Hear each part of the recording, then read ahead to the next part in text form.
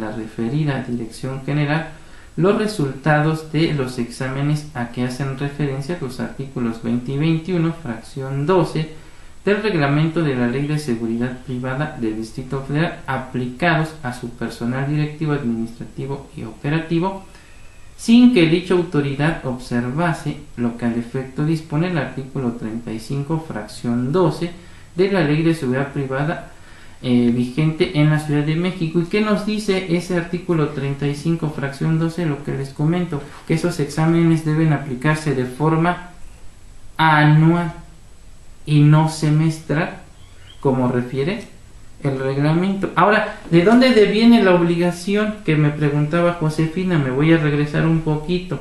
Si nos vamos a los requisitos del artículo 108, fíjense bien, tratándose de normas generales, me va a exigir la ley de amparo que cumpla con lo siguiente. Fíjense bien, artículo 108 es la fracción tercera. Dice: la demanda de amparo indirecto deberá formularse por escrito o por medios electrónicos en los casos que la ley lo autorice, en la que se expresará. Fracción tercera: la autoridades responsables. Esta obligación recae en este caso en particular. Dice: en el caso de que se impugnen normas generales, el quejoso deberá señalar a los titulares de los órganos del Estado a los que la ley encomiende su promulgación. En el caso de las autoridades que hubieran intervenido es el refrendo. Ese era el término que no me acordaba, se llama refrendo. En el refrendo del decreto promulgatorio de la ley o en su publicación, el quejoso deberá señalarlas con el carácter de autoridades responsables únicamente cuando impugne sus actos por vicios propios. Entonces, ¿quién tiene la facultad de expedir reglamentos en la Ciudad de México? El jefe de gobierno. Por eso es que es la primera autoridad que preciso, ¿no? ¿Y quién lo refrenda? En este caso, como estamos hablando de un ordenamiento en materia de seguridad privada, le corresponde al secretario de Seguridad Ciudadana, ¿sí? Y entonces con esto ya le respondemos a Josefina concretamente por qué se señalaron a dichas autoridades como responsables, porque aquí no solamente estoy combatiendo la heteroaplicación de la norma, ¿verdad?, sino la inconstitucionalidad de la misma, porque el jefe de gobierno se extralimitó en sus funciones, ya que redujo la temporalidad que previamente había sido otorgada por el poder legislativo. Por ende violentó el principio de reserva de ley. Ahora, para que te quede más claro, José, si recuerdas cuando tu servidor era juez y tú también trabajabas allá en Justicia Cívica, el entonces director ejecutivo expidió una norma inconstitucional, una circular. ¿Sí? Las circulares, como bien sabemos, son instrucciones de carácter interno que no pueden generar derechos y obligaciones hacia los gobernados. Sin embargo, si recuerdas, él expide una circular donde instruye a los jueces que para aquellos casos de procedimientos de daño culposo donde además del daño hubiera lesiones, fueran radicados y conocidos por el juez cívico. Esa es una norma inconstitucional y violenta el principio de reserva de ley, porque la única fuente de las infracciones, en este caso cívicas, es la ley. En ese entonces, ¿a quién le correspondería determinar que es una infracción? A la Asamblea Legislativa actual. Así es. Sin embargo, él expide esa norma inconstitucional. Si tú como juez la aplicabas, incurrías en un acto inconstitucional a heteroaplicar una ley que es inconstitucional, pero también, obviamente, se tendría que señalar como autoridad ordenadora y ejecutora al director ejecutivo de Justicia Cívica. Entonces, es algo similar, nada más que estamos hablando en otro ámbito del derecho administrativo, pero la esencia es exactamente la misma, ¿sí? Y todo esto, ¿de dónde emana?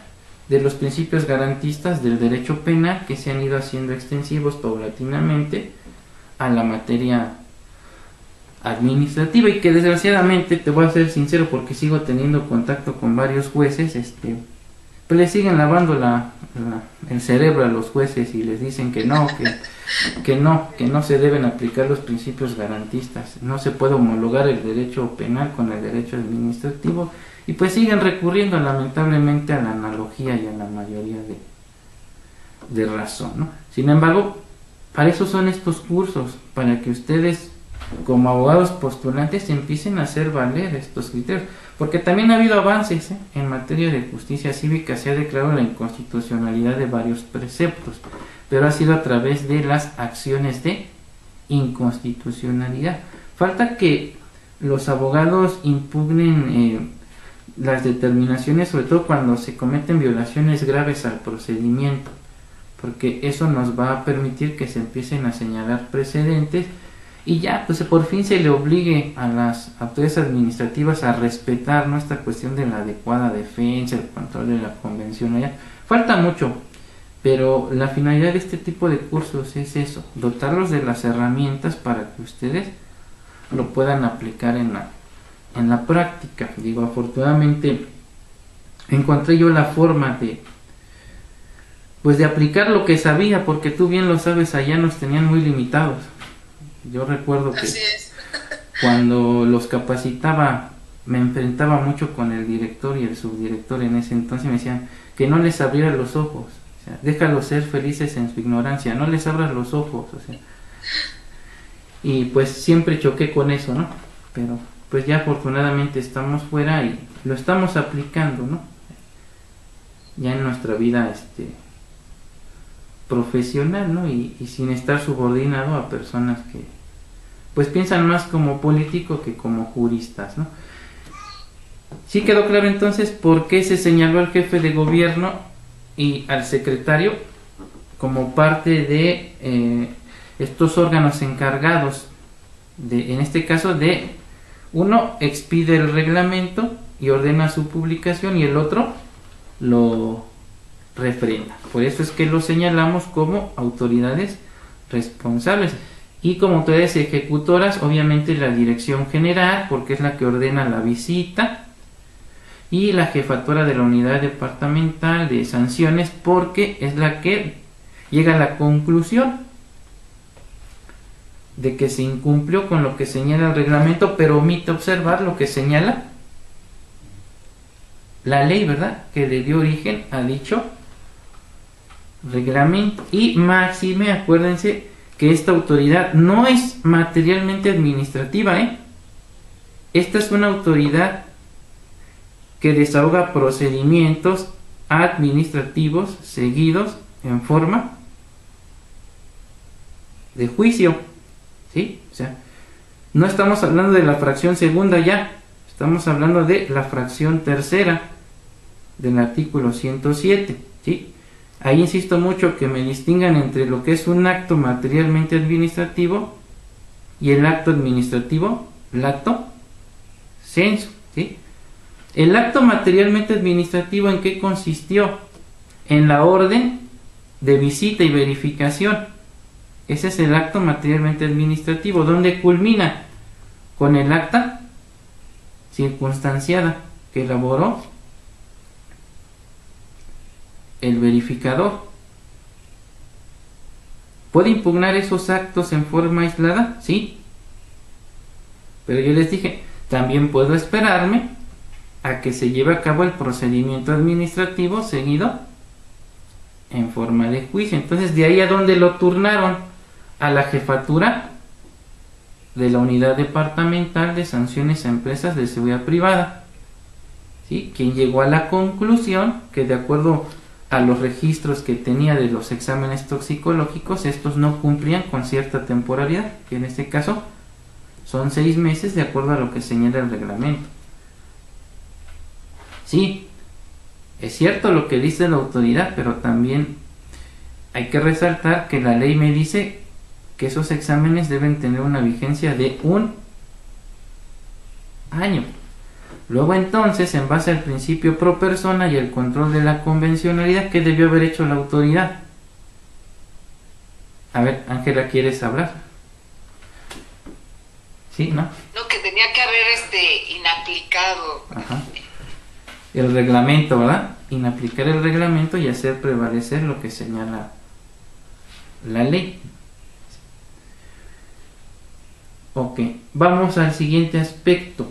Ahora sí, preceptos constitucionales violentados. ¿Sí?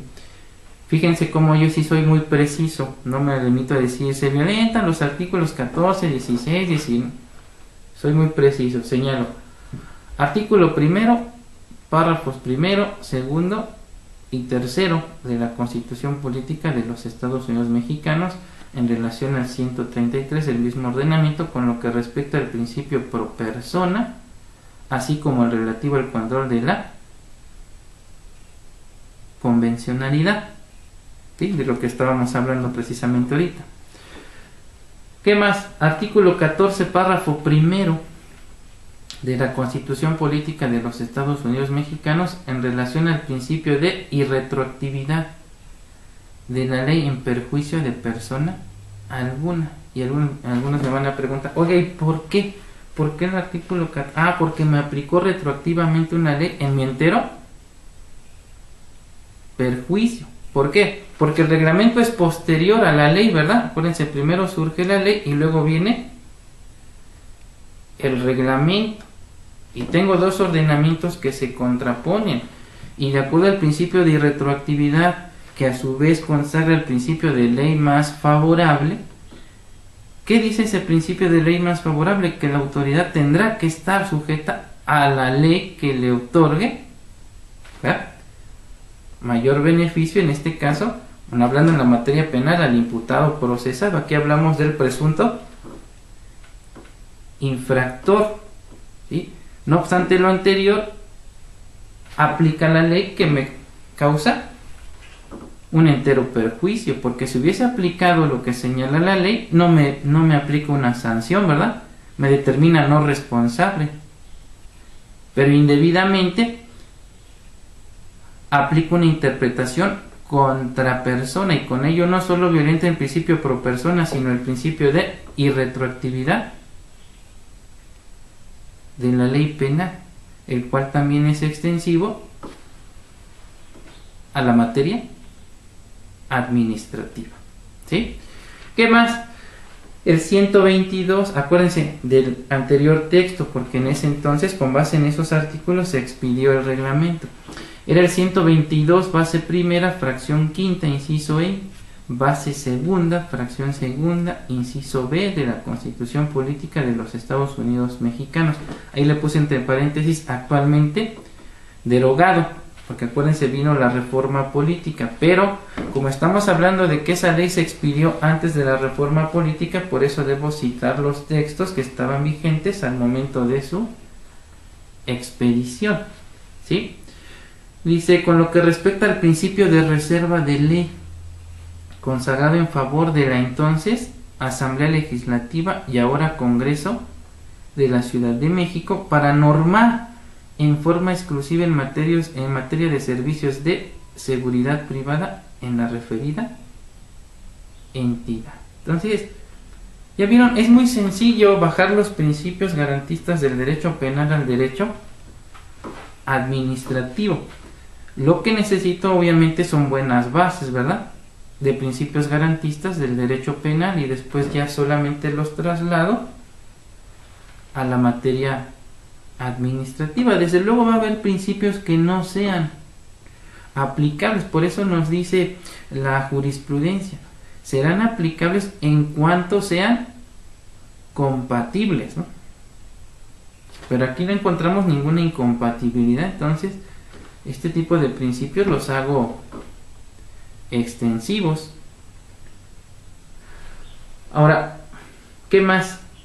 Una de las partes más importantes. Después de los conceptos de violación, yo considero el aspecto más relevante de nuestra demanda sería el siguiente: los antecedentes del acto reclamado. y esto los debo narrar pues de una manera cronológica,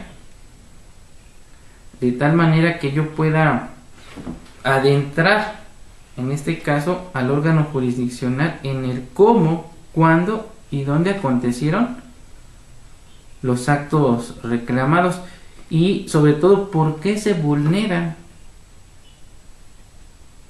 los derechos humanos que yo estoy aduciendo. Entonces es una parte importantísima. Entonces cuando yo veo estas demandas de machote, que luego también los regaño cuando las llegan a bajar y veo que en el apartado de antecedentes reclamados solamente hay un párrafo, dices tú, bueno, ahora pónganse en el lado de los jueces.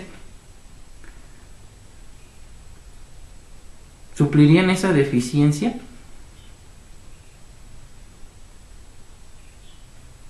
Porque debemos pensar no solo como abogados postulantes, sino como autoridad, incluso como órgano jurisdiccional, ¿sí?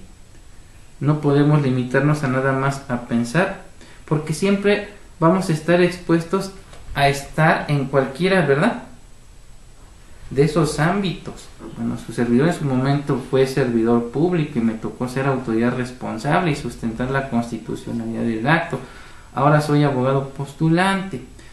Quise adentrarme en el ámbito de la administración de justicia, pero está muy viciado y decliné. No les digo que no esté exento a participar, pero ya lo veo ya mis aspiraciones están muy lejos de ello, ¿no?, en la actualidad. Tal vez en otro momento sí me hubiese gustado formar parte de lo que es la administración de justicia. Y pues yo no puedo decir, como en algunas ocasiones me han referido mis alumnos de la maestría en sistema acusatorio, no, es que yo soy MP y solamente puedo pensar como MP. No, somos abogados y debemos tener una cultura jurídica amplia, porque tú no sabes si el día de mañana te dan las gracias y ahora te tienes que poner a litigar. Bueno, entonces vamos a los antecedentes del acto reclamado. Primero, con fecha tal, siendo tales horas, se llevó a cabo una visita de verificación ordinaria con oficio y folio número tal en el domicilio de mi representada, la persona moral tal, misma que se encuentra ubicada en tal lugar. Entonces le estoy ilustrando cómo surgió, ¿verdad?, el acto reclamado. Segundo, en virtud de lo anterior, el verificador asignado por la Dirección General de Seguridad Privada y Colaboración Interinstitucional de la Secretaría de Seguridad Ciudadana de la Ciudad de México llevó a cabo la visita ordinaria referida en el punto anterior en presencia del C en su carácter de director de operaciones. Dice, para lo cual procedió a realizar el acta de visita de verificación ordinaria número tal, mediante la cual hizo constar que con relación a la obligación requerida en el punto 6 del acta de visita de verificación ordinaria número tal, correspondiente a que exhiba constancia del último examen toxicológico y perfiles médico, físico, etílico, psicológico, de entorno social y situación patrimonial practicado a su persona, realizada por alguna empresa que cuente con autorización, la cual esté inscrita en el padrón de evaluaciones y capacitadores para los servicios de seguridad privada, el verificador comisionado asentó en el acta respectiva, entre paréntesis, exhibe documental de fecha 10 de agosto de 2000, exámenes y perfiles presentados ante la dirección de las personas con sello de recibo, el número de folio de fecha tal. Vamos con el segundo, dice,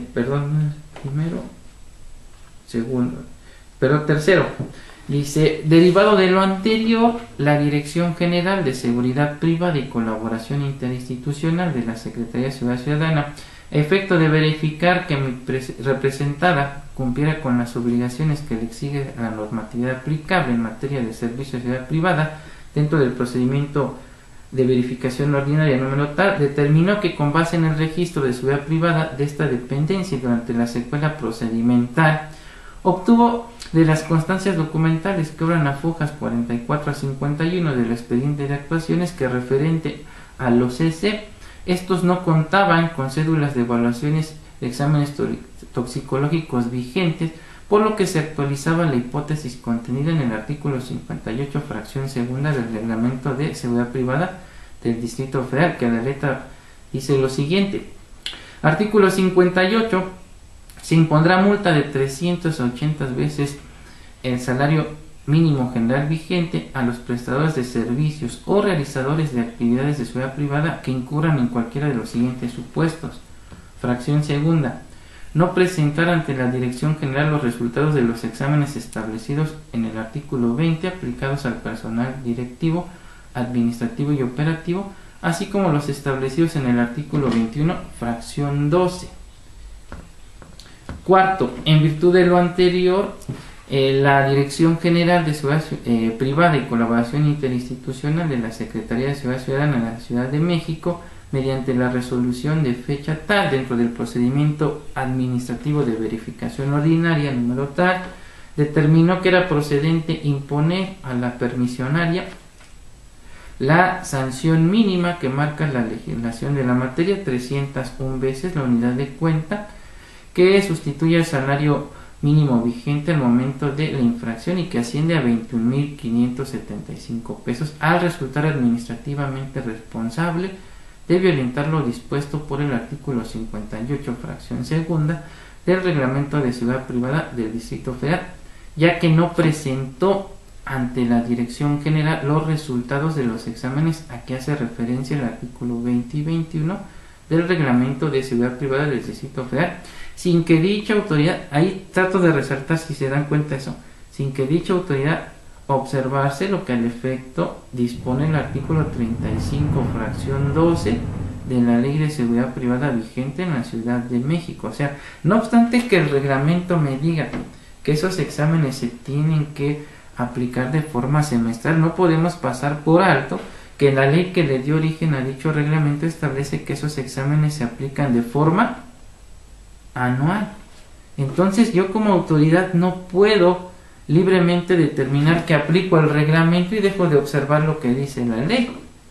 Es más, ahí estamos hablando incluso de una cuestión de mera constitucionalidad, ¿verdad?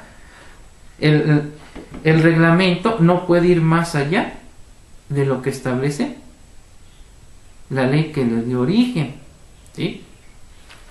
Independientemente de que debió haber ejercido de manera oficiosa el control de la convencionalidad, y como lo refiere Ángela, si bien es cierto no puede declarar la inconstitucionalidad de la norma porque esa no es su atribución, esa es una facultad exclusiva del Poder Judicial Federal, sí puede inaplicarla, ¿sí? Y hacer prevalecer lo que establece la norma que otorga la protección más amplia, ¿sí? Bien, ¿qué sigue ahora? Ahora sí, la parte medular de nuestra demanda de amparo, los conceptos de violación.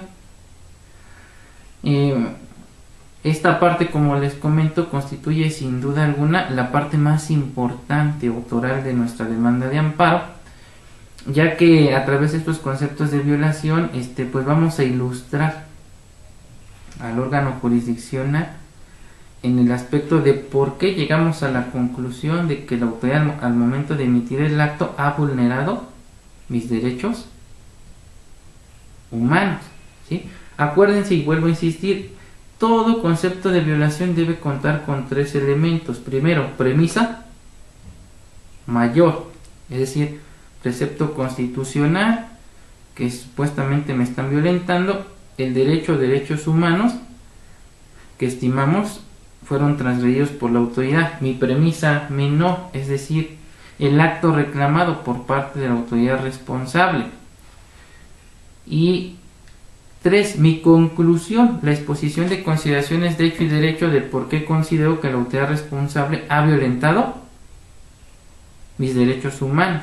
Si cumple con esos tres requisitos, entonces estamos hablando de que he formulado de manera adecuada mis conceptos de violación.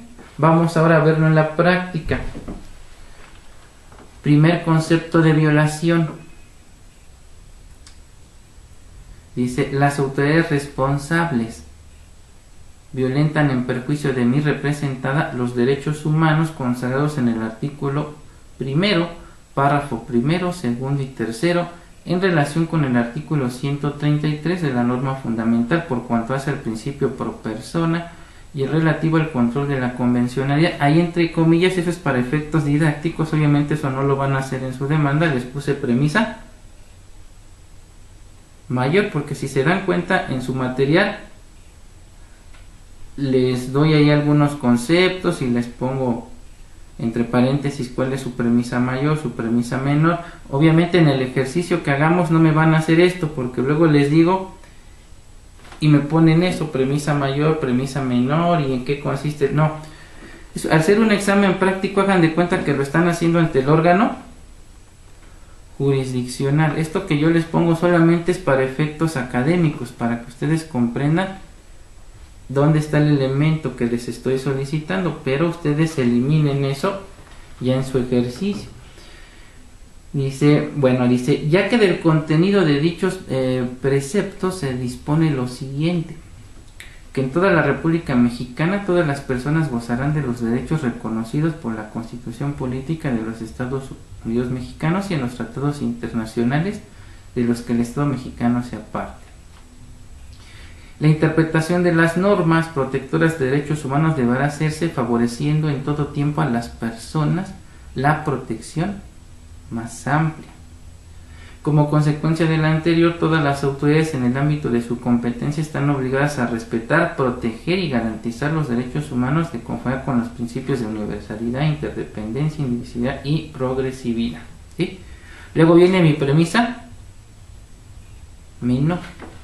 Dice, de lo anterior se desprende que las autoridades responsables al resolver sobre el procedimiento de verificación ordinaria con número de expediente tal, si ven ya lo estoy adentrando al acto de ¿qué?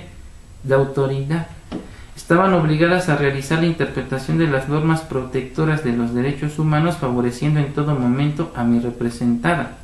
Sin embargo, al aplicar indebidamente lo dispuesto por el artículo 21, fracción 12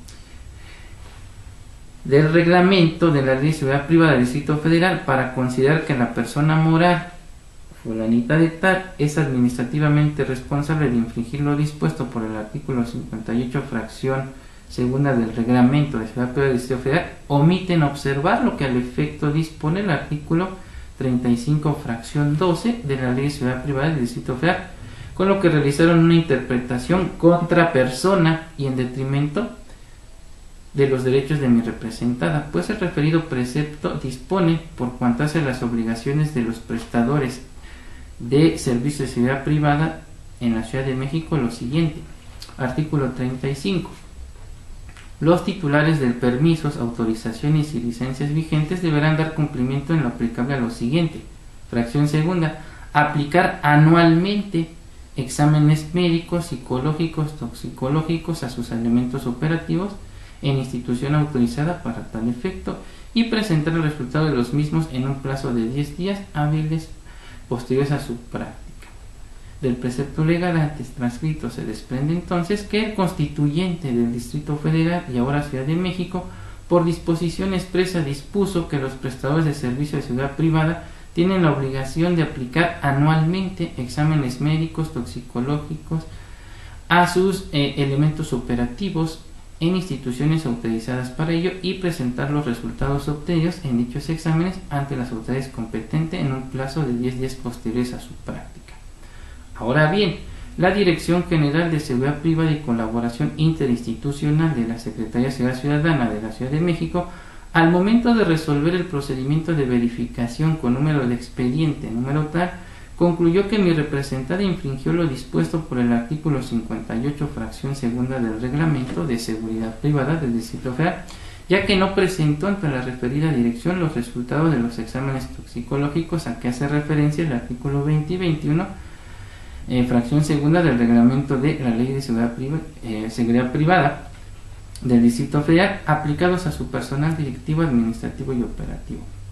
Pues de conformidad con lo dispuesto por la parte segunda del artículo 21 del referido reglamento, Los prestadores de servicios de seguridad privada en la Ciudad de México tienen la obligación de practicar exámenes toxicológicos, a que hace referencia el artículo 20, fracción cuarta del multicitado reglamento, en forma semestral. Aquí está la antinomia, ¿sí? El artículo 35, fracción segunda de la ley, me dice que se deben aplicar de forma anual. El reglamento me dice que deben ser de forma semestral. Y transcribo el dispositivo, el legal inconvento. Dice, artículo 21, el titular de un permiso o autorización deberá someter en el proceso de ingreso a la empresa todo personal de evaluaciones que enuncia el artículo 20 del presente reglamento y aplicar anualmente todo el personal de evaluación física, médica, psicológica y de estudios socioeconómicos.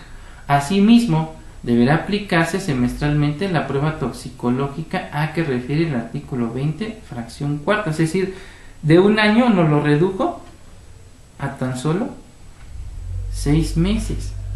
Ahora bien, dice, no obstante lo anterior, el jefe de gobierno de la Ciudad de México, al momento de expedir el reglamento de seguridad privada del Distrito Federal, fue más allá de lo que en la hora derogado artículo 122, apartado C, base primera, fracción quinta, inciso I, y base segunda, fracción segunda, inciso B, de la Constitución Política de los Estados Unidos Mexicanos, le permitía, mediante su potestad reglamentaria, y con ello violentó el principio de reserva de ley consagrado en el referido precepto a favor de la Asamblea Legislativa de la Ciudad de México, ahora Congreso de la Ciudad de México, perdón, por cuanto hace su facultad exclusiva de normar en materia de servicios de seguridad privada en la referida entidad. Lo anterior en virtud de que al desaparecer el Departamento del Distrito Federal para dar nacimiento al gobierno del Distrito Federal, se delegó en la referida Asamblea Legislativa la atribución exclusiva de normar en materia de seguridad privada en el Distrito Federal, quedando por tanto supeditado al jefe de gobierno a expedir los reglamentos para proveer a la esfera administrativa para reglamentar sobre la exacta observancia de la ley sin poder rebasar los límites de esta, pues los reglamentos nunca podrán estar por encima de la ley, dado que tienen vigencia y validez dentro de la misma, salvo que se trate de los denominados reglamentos autónomos, es decir, aquellos que no requieren de la existencia previa de una ley para ser válidos, puesto que los mismos emanan por mandato constitucional de una facultad extraordinaria que tiene el Ejecutivo en sus diferentes niveles de gobierno para legislar en casos especiales, como por ejemplo en materia de comercio exterior, suspensión de garantías o los denominados reglamentos de policía y buen gobierno. Entonces, si me preguntan muchos, oye, ¿y es importante la teoría? Sí, si ven todo lo que les he explicado en la teoría, ¿dónde lo estoy aplicando? Aquí en la demanda. Por eso es mentira que digan que los abogados nos hacemos en los tribunales. No es cierto. Es una fusión de teoría y práctica. Si ustedes tienen un buen docente que los encamine, que les dé principios teóricos elementales y cómo aplicarlos, y luego ustedes los empiezan a ejercer, entonces van a empezar a ser abogados por encima del promedio, ¿sí? Ya no van a ser, no digo que ustedes lo hagan, pero bueno, lamentablemente es lo que yo he visto en la práctica profesional y lo que he platicado con muchos que fueron mis docentes y que de alguna manera me difundieron esta cuestión de ir más allá de qué es lo que estamos viendo desafortunadamente, sobre todo en los abogados de las nuevas generaciones. Eso de licenciaturas en 3, 6 meses, un año o en un solo examen, pues, la verdad el resultado ha sido catastrófico, ¿no? Bien, ahora, ¿qué dice? En concordancia con lo anterior, la Dirección General de Seguridad Privada y Colaboración Interinstitucional de la Secretaría de Seguridad Ciudadana de la Ciudad de México estaba obligada a interpretar las normas de seguridad privada vigentes en la Ciudad de México, favoreciendo en todo momento la protección más amplia de mi representada, y de manera oficiosa pudo optar por dejar de aplicar lo dispuesto por el artículo 21, fracción 12 de la Ley de Seguridad Privada del Distrito Federal para aplicar en beneficio de mi representada lo dispuesto en el artículo 35, fracción 12 de la Ley de Seguridad Privada para el Distrito Federal, pues dicha disposición está por encima de lo dispuesto por el artículo 21, fracción 12 del referido reglamento, además de resultar más benéfica para mi representada, y al efecto resulta aplicable el siguiente criterio de tesis aislada. Cito la misma de la 10ª época emanada por el Pleno de la Suprema Corte de Justicia de la Nación, y es esta tesis de la que les había mencionado, que me habla del control de la convencionalidad ex oficio.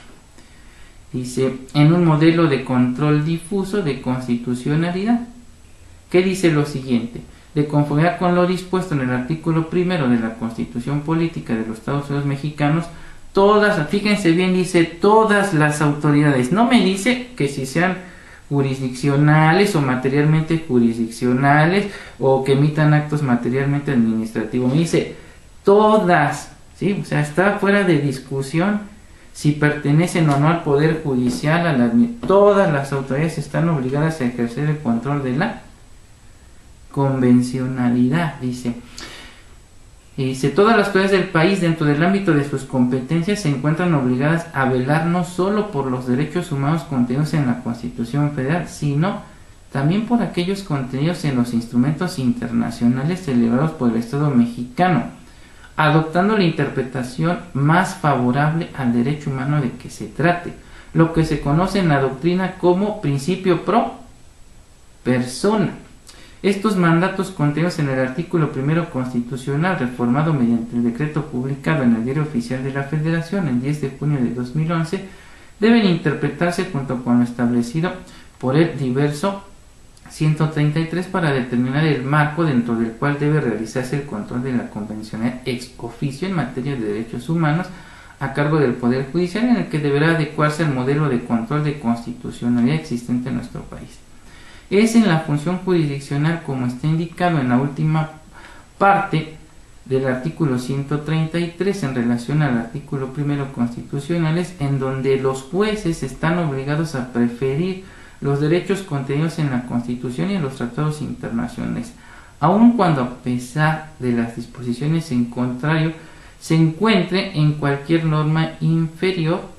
Si bien los jueces no pueden hacer una declaración general sobre la invalidez o expulsar el orden jurídico de las normas que consideren contrarias a los derechos humanos contenidos en la Constitución y en los tratados, como sí sucede en las vías de control directas establecidas expresamente en los artículos 103, 105 y 7 de la Constitución, sí están obligadas a dejar de aplicar las normas inferiores, dando preferencia a las contenidas en la Constitución y en los tratados en la materia. Bien, aquí fue donde vino después la discusión, porque en primera instancia nos dijo la Corte o el Pleno que eran todas las autoridades, pero después empezó a hablar de la función jurisdiccional, y entonces las autoridades dijeron: no, yo no tengo funciones jurisdiccionales, yo soy una autoridad netamente administrativa, sin comprender que dentro de las funciones de la autoridad administrativa existen los actos materialmente administrativos y los actos administrativos lato sensu. Y después nos tuvo que aclarar el propio Poder Judicial que incluso esas autoridades administrativas, pero que tienen funciones materialmente jurisdiccionales, pues tienen la obligación de ejercer el control de la convencionalidad. Si no, no me hubiesen dado la razón en este asunto, ¿verdad? No obstante de que se tratara de una autoridad administrativa, tiene funciones materialmente jurisdiccionales, como en el caso de los jueces cívicos, las oficialías conciliadoras, donde incluso pues ya nos dieron más la razón. Si recuerdan, hay criterios por parte de los plenos regionales donde se establece que estas autoridades administrativas, pero con funciones materialmente jurisdiccionales, al igual que los tribunales propiamente dichos, no están facultados para interponer el recurso de revisión, tratándose de amparo indirecto, porque su función es materialmente jurisdiccional. ¿Esto qué quiere decir? Que no pueden tener interés directo en el asunto. Su función única y exclusivamente se limita a declarar el derecho, ¿sí? Porque si tuvieran un interés directo en el asunto, entonces ya estaríamos hablando de una prevaricación, ¿no? La función de un órgano jurisdiccional es eso, es ser objetivo, es decir, no tener alguna inclinación hacia los intereses de uno de los involucrados. Entonces, en ese sentido, deben ser imparciales. Por lo tanto, carecen de legitimación para interponer el recurso de revisión, ¿sí? Y bueno, y las jurisprudencias que se han pronunciado en específico han sido en relación a los jueces calificadores en algunas entidades federativas como Nuevo León y a los órganos de control interno. Falta ahí que se pronuncien en relación a los juzgados cívicos de la Ciudad de México, pero la razón por la que no hay pronunciamiento todavía en nuestros plenos es porque difícilmente le impugnan una determinación al juez cívico. Por eso ustedes o nosotros debemos innovar, ¿no?, en la materia y ya se empiecen a señalar los precedentes. Bien, continuando, dice: el criterio adoptado por la Suprema Corte de Justicia de la Nación mediante la tesis aislada número tal de la 9ª época establece un sistema de control difuso en el que jueces y magistrados, así como los órganos administrativos con funciones jurisdiccionales del fuero común, si ven aquí ya amplío esta cuestión, dice: no pueden invalidar una norma por considerarla inconstitucional o expulsarla del sistema jurídico. Sin embargo, sí pueden dejar de aplicarla, lo que de alguna manera constituye el control difuso por inaplicabilidad al detectar que la norma es inconstitucional.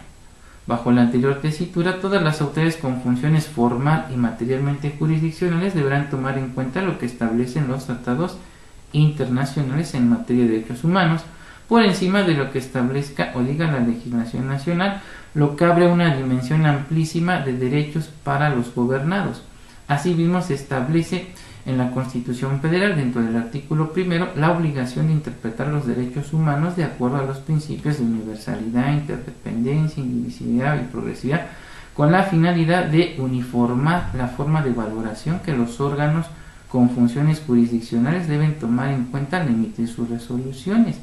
De lo anteriormente expuesto se desprende entonces que el nuevo criterio de nuestro máximo tribunal genera la existencia de una nueva forma de control difuso. ¿Se acuerdan que incluso Ángela me preguntó entre la diferencia del control difuso concentrado y el control difuso de la constitucionalidad y la convencionalidad? ¿Sí? El primero, al ser concentrado, solamente recae en los órganos constitucionalmente facultados para resolver sobre la inconstitucionalidad de una norma. ¿Quiénes son? Los juzgados de distrito, los tribunales colegiados y la Suprema Corte a través del juicio de amparo, las acciones de inconstitucionalidad y las controversias constitucionales. Y por lo que respecta al control difuso de la constitucionalidad y la inconvencionalidad, esa la pueden ejercer cualquier autoridad con funciones tanto formal como materialmente jurisdiccionales, ¿sí? Y entonces estos, si bien es cierto, no pueden declarar la inconstitucionalidad de la norma por no tener atribuciones para ello, sí pueden inaplicar, ¿sí? Y entonces cuando ejercen el control ex oficio, ¿sí? Bien, decía entonces, de lo antes expuesto se desprende entonces que el criterio de nuestro máximo tribunal genera una nueva forma de control difuso al permitir que las autoridades administrativas con funciones materialmente jurisdiccionales, como por ejemplo la Dirección General de Seguridad Pública y Colaboración Interinstitucional de la Secretaría de Seguridad Ciudadana de la Ciudad de México, ahí le puse entre paréntesis, puesto aunque se trata de una autoridad administrativa, la misma tiene funciones jurisdiccionales al tramitar procedimientos administrativos seguidos en forma de juicio a fin de resolver controversias que se derivan por la aplicación de las normas en materia de prestación de servicios de seguridad privada en la Ciudad de México. por lo que dentro de sus procedimientos y resoluciones pueden oficiosamente inaplicar aquellas normas que se consideren contrarias a los derechos humanos establecidos en la Constitución y en los tratados internacionales, por lo que dicha autoridad tenía la obligación de observar el principio pro persona, así como el control de la convencionalidad en favor de mi representado. Conclusión.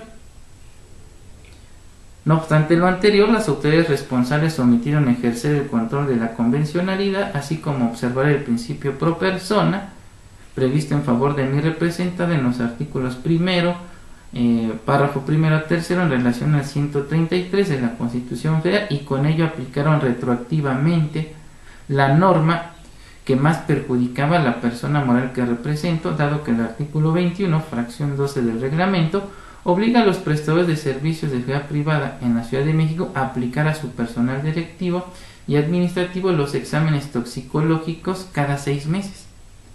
Mientras que el artículo 35, fracción 12 de la Ley de Seguridad Privada del Distrito Federal constriñe a dichas autoridades a realizar los referidos exámenes en forma anual.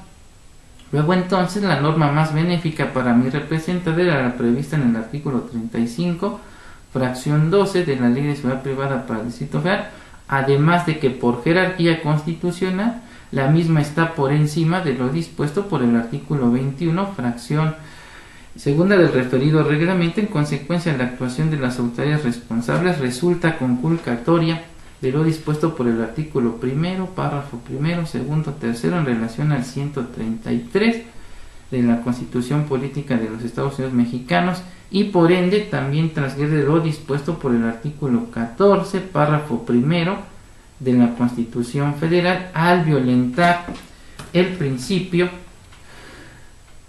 de prohibición de aplicación retroactiva de la ley en perjuicio de persona alguna. ¿Sí?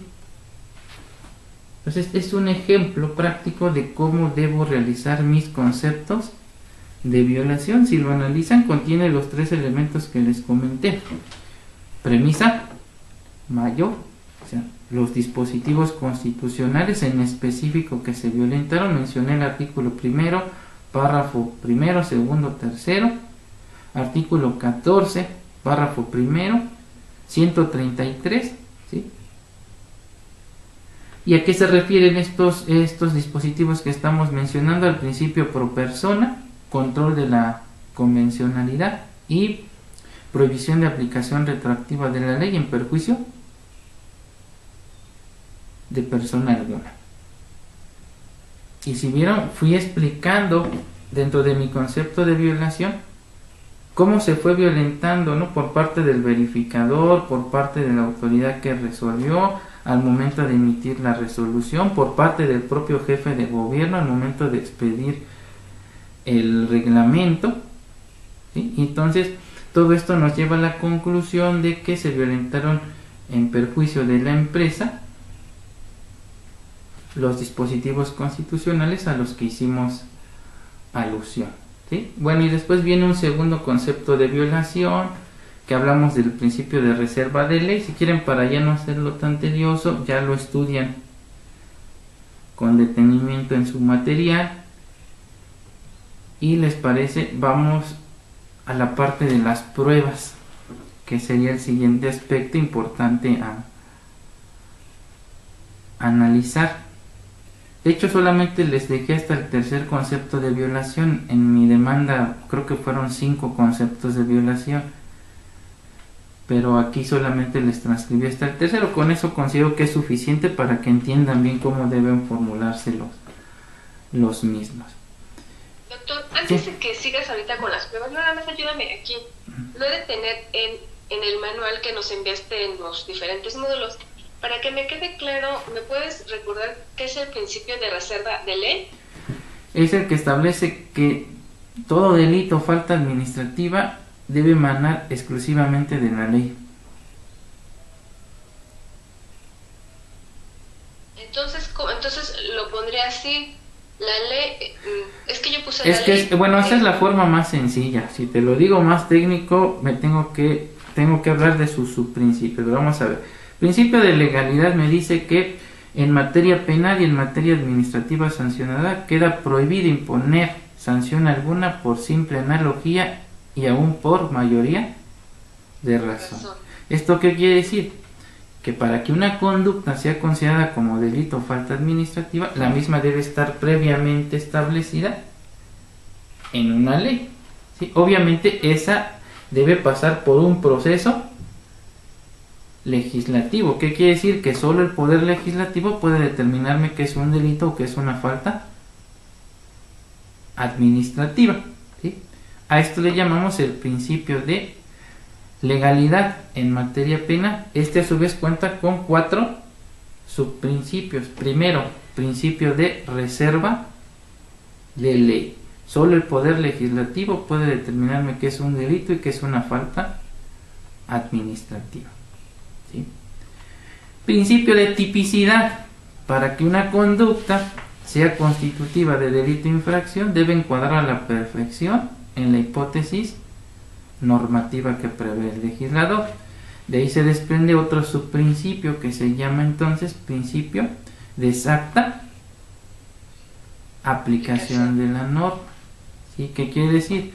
Que los jueces se deben constreñir a su exacta aplicación, por lo tanto no pueden interpretarla o ir más allá de lo que establece la ley, porque si no estarían legislando y por lo tanto están invadiendo la esfera de competencia del poder legislativo, ¿sí? Entonces, si hay una ambigüedad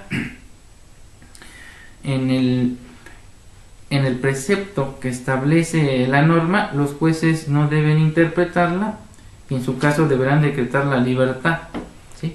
Porque está prohibido ir más allá de lo que por eso se llama exacta aplicación, pero también impone un deber hacia el legislador, porque el legislador debe expedir leyes claras y precisas para que los jueces no recurran a la interpretación. O sea, es un doble mandato, ¿sí? El mandato va hacia el legislador, pero a su vez hacia el juzgador. El juzgador quien se debe constreñir a aplicarla, ¿sí? Sin interpretarla. Y el legislador debe expedir normas claras y entendibles